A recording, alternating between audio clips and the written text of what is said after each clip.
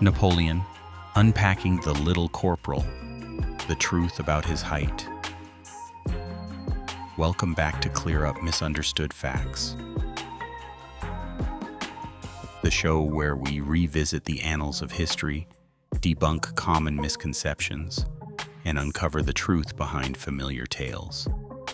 Today, we're putting one of history's most formidable and controversial figures under the microscope, Napoleon Bonaparte. And there's one defining characteristic that's almost inseparable from his image in many people's minds. Napoleon was short. The image of a brilliant strategic military leader, yet diminutive in stature, even a powerful dwarf, has become deeply ingrained in popular culture. But is there any truth to it? Or is this one of history's most persistent myths? Let's find out. First, let's talk about how widespread this idea is. Many of us have heard the jokes, seen the caricatures, or are even familiar with the term Napoleon complex, used to describe people of shorter stature who supposedly act aggressively or domineeringly to compensate. The image of Napoleon with his hand tucked into his waistcoat, sporting his bicorn hat, and a modest height, has become iconic. So, where did this belief originate? Several factors contributed to creating and cementing the myth of a short Napoleon.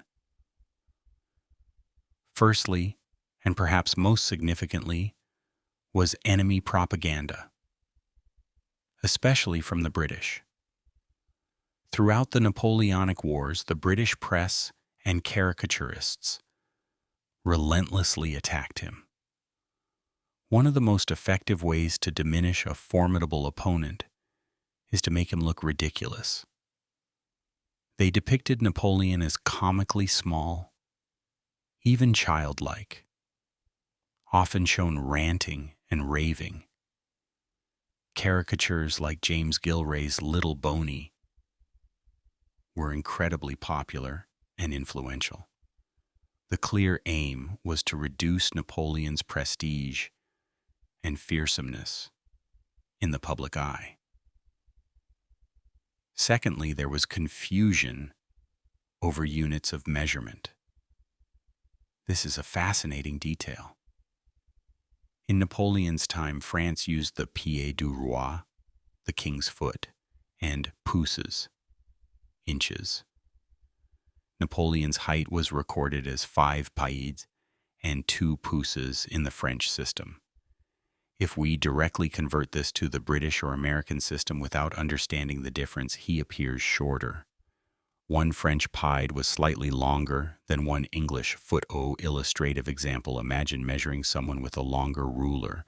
The number you read will be smaller than if you used a shorter ruler, even if their actual height remains the same.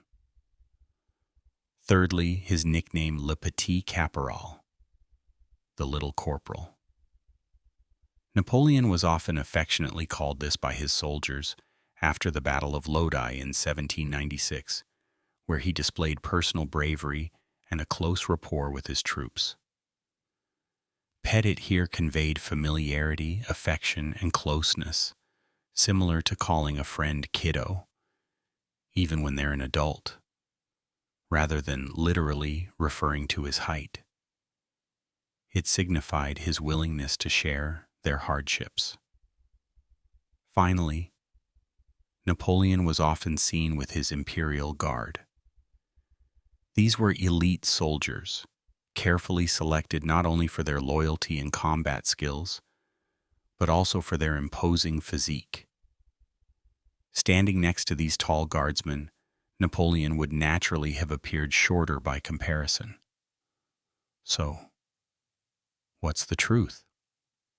How tall was Napoleon Bonaparte really? Based on records, including his autopsy report, Napoleon's height was 5 pieds and 2 pouces in the French system.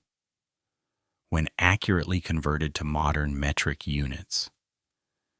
This is approximately about 5 feet, 6.5 inches to 5 feet 7 inches.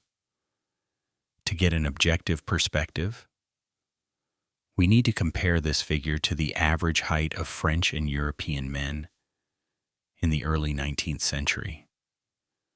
According to historical and anthropological studies, the average height for Frenchmen at that time was only around 1.6 to 1.65 meters.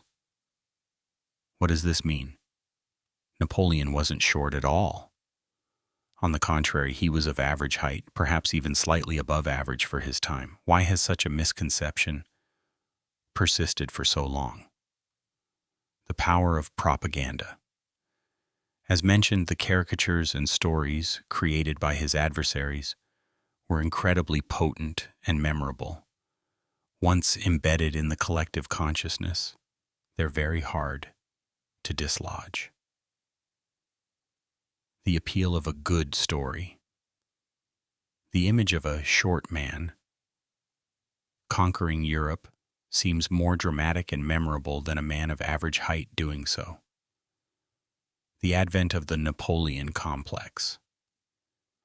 Although this term was introduced later by psychologist Alfred Adler and may not be entirely accurate when applied to Napoleon, since he wasn't actually short, it further cemented the image of a diminutive Napoleon in popular culture. Misunderstanding Napoleon's height might not change the grand historical events he shaped.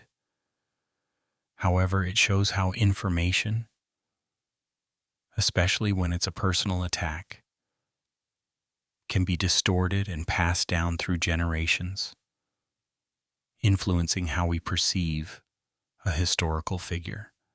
It reminds us of the importance of verifying information and looking beyond superficial impressions. So we've now set the record straight on Emperor Napoleon Bonaparte's height. He wasn't the little corporal many imagine, but a man of perfectly average, even slightly above average, stature for his era.